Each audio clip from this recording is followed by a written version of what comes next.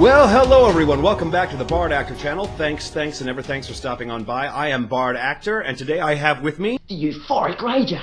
We have joined forces to start what we hope will be a new series here on our YouTube channels. We are going to showcase YouTube channels that you may or may not have already come across. These are channels that have 1,000 subscribers or less, have at least 20 to 25 videos up on their channel, and have broadcast in the past week. Now, we've each selected a YouTube channel for us to highlight today. Why don't we go ahead and get started with the channel that I found, Critical Gaming. It is a community YouTube channel for a PS3 gaming clan with, as they claim, lots of potential. It's currently being run by, I believe his name is SeVeR, who's also got his own channel. He basically puts up some highlight vids of their gameplay. Now, what I really like about these vids is, while they're mainly just Call of Duty gameplay, there's amazing editing skills in the actual work. He basically provides you with a quick montage.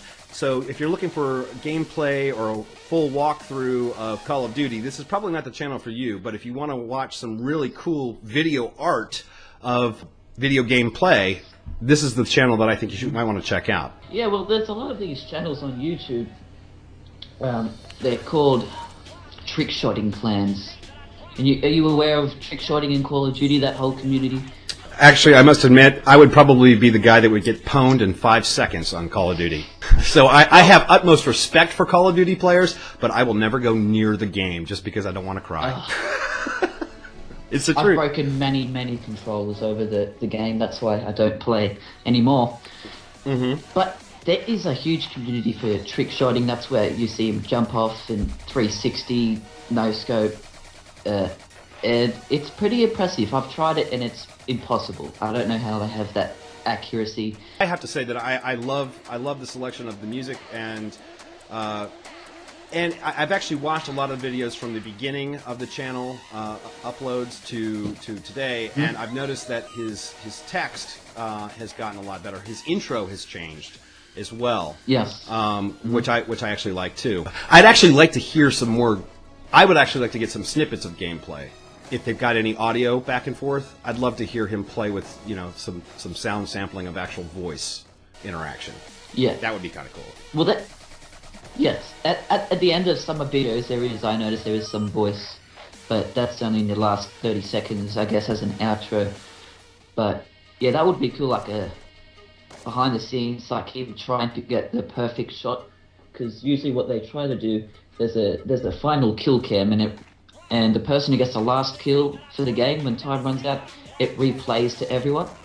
On the server in the game. Oh wow! In slow motion. So that's why they try to get the perfect shot, because everyone will see him jump off, do his 360 no scope, and will think he's pretty impressive. So that's why a lot of people do these channels. But I think he did it very well. He picked a good range of music. The editing is really nice, synced in well with the music. If you actually see the gunshots, synced with the beats of this song, and that's hard to do. That's hard. It takes time and effort to edit like that. So Critical Gaming, check them out. They've got over, I think they're closing on 600 subscribers right now. Yes, they've got 592 or something. Yeah, and they seem to have some good love. I mean, one of their, I noticed a couple of their comments were actually from competitive gaming clans, giving them props. So, you know, so this seems to be a very positive gaming clan out there. They might kick butt out there in Call of Duty and pwn you bad, but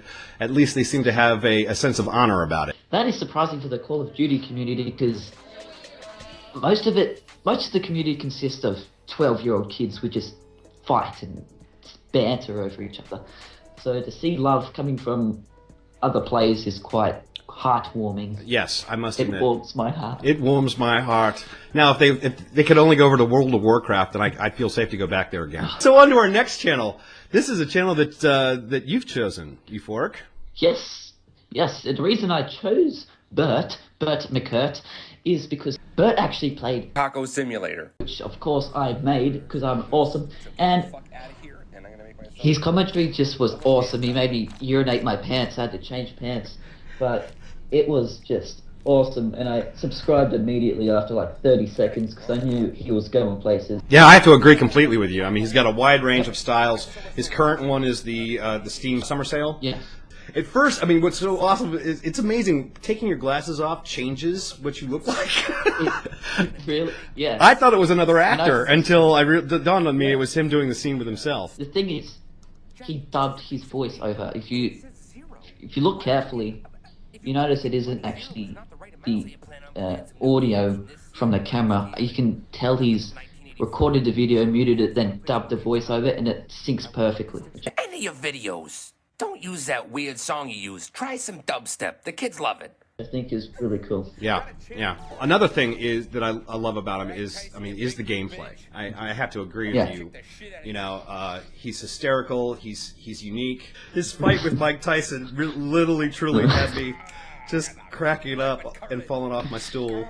And then the Jurassic Park game he played. Yeah. Jurassic Quest, which he titled Hello Newman. Yeah. The thumbnail. That's another thing. His thumbnails are awesome, like brilliant, like professional YouTuber quality. He uses big text. I know a lot of YouTubers they put the name of the game in the thumbnail, but it's quite small. And what they don't realize when they upload it to YouTube, of course, it gets resized too smaller, so it fits the thing. You can't read the thumbnail, but it's all clear. It's very clean, simple. And it's awesome.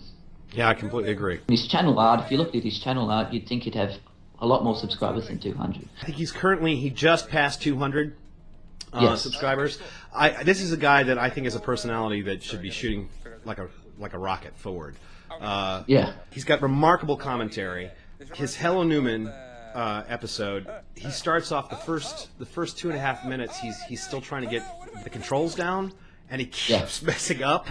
But where most people would start to, like, you know, the commentary would start to fall apart, he actually makes it part of the flow of the commentary, you know? And just makes it completely enjoyable to watch. I mean, the drunk idiot fights Mike Tyson, which is the episode before that. I mean, I don't know how he played it, but what was awesome about it was there's a storyline behind him playing the game, you know? It's not just, hey, I'm going to play this game. It's, hey, I'm going to drink a lot of beers. I'm going to take on Mike Tyson. Oh, I'm going to rip my shirt off. and then as he proceeds to get his ass whooped, his face starts to sag. What are some of your favorite videos of his? And I knocked the butter on the floor. Baking Simulator, that was awesome. And of course the skit, Steam Summer Sale. Of course Taco Simulator, that was great. Yeah, it was great. But most of the games he plays are indie games. Apart from a few Gmod games, most of the games he plays is actually indie games, really unknown, sort of weird, unique games that bring light to new developers and different games. And I think the indie game scene is getting so much bigger just because of YouTubers playing these games. And if it wasn't for YouTube, indie games probably wouldn't be so huge as they are right now. Yeah, and based off some of the commentary and some of the things he said, it sounds to me like he's, while he may not have a lot of subscribers on YouTube, he seems to be pretty well into the Game Jolt scene and the Steam scene. Yeah. Jurassic Quest was actually a request for him to play that game. It sounds like he's managed to at least network outside of the YouTube. I tell you what, I'll make a challenge bet with you. Yep. Because I swear to God, I swear I would never do it again after I did it. But I will do a 20 pancake challenge in 2 hours if he gets more than 1,000 subscribers within the next 3 months. You know, and I think he deserves a hell of a lot more than that.